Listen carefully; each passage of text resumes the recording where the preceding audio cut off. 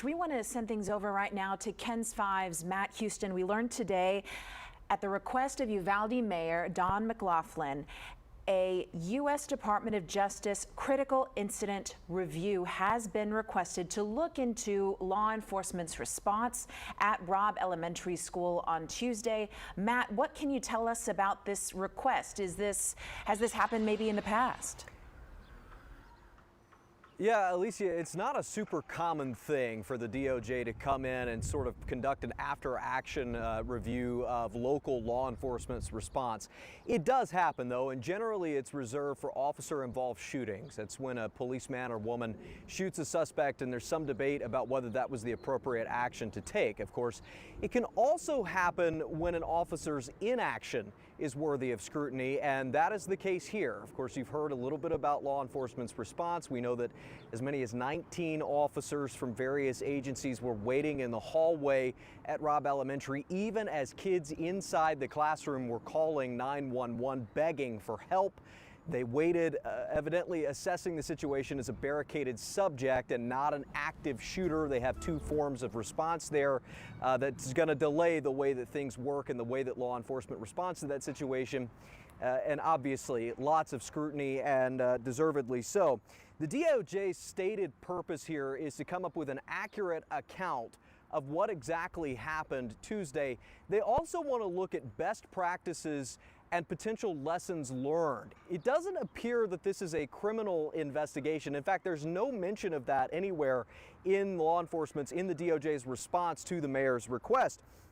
So again, not necessarily an investigation, but a review. And that's an important distinction to make, different from how this typically works when the DOJ comes in and looks at how law enforcement handled a particular scenario. They're working with COPS, which is the Office of Community-Oriented Policing Services. They are not an investigative branch of the DOJ, at least not typically.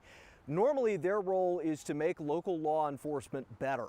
They generally do this with training, grants. They oversee lots of programs. One of those grants in particular is the School Violence Prevention Program, which distributes money for things like locks, metal detectors, floodlights.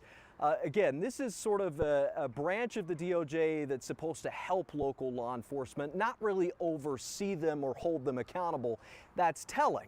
It doesn't necessarily mean that the DOJ is going to come in and change its mind. It reserves the right to come in and say, okay, there were mistakes here and there needs to be some accountability and legal accountability, which could manifest itself as prosecution. But that's not how this investigation is starting based on what we know right now. Again, it's more of a review trying to determine what happened. The mayor on Thursday said that they're still trying to get to the bottom of it. Those were his words, the way he's characterized his work. And that if there are any changes that need to be made as a result of the review, that he's going to push for those. But again, we still need a clear understanding of what happened Tuesday, because we've gotten lots of conflicting reports.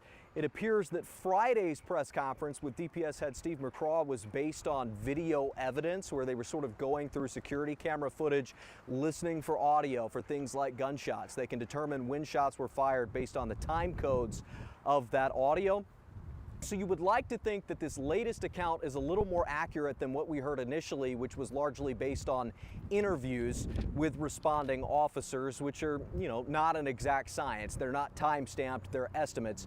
That may explain some of the discrepancies in the first series of reports, but from here on out, they're going to be looking at sort of this hard data, trying to determine exactly what the sequence of events was and how they can better respond in the future.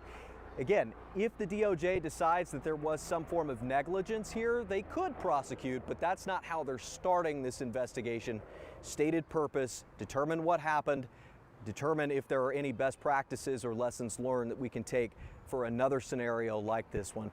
We are scheduled to talk with a former U.S. attorney here in about an hour or so. We're going to have more on that later on in later newscasts here at KENS, where he can give us an idea of what these investigations look like, what kinds of forensics evidence that the DOJ is interested in, and go from there. For now, we'll send it back to you, Alicia and Phil. Okay, Matt, thank you. Of course, that DOJ review, once it's finished, will be made public and published. Of course, everybody wants to know what happened. How could this have happened? A lot of unanswered questions.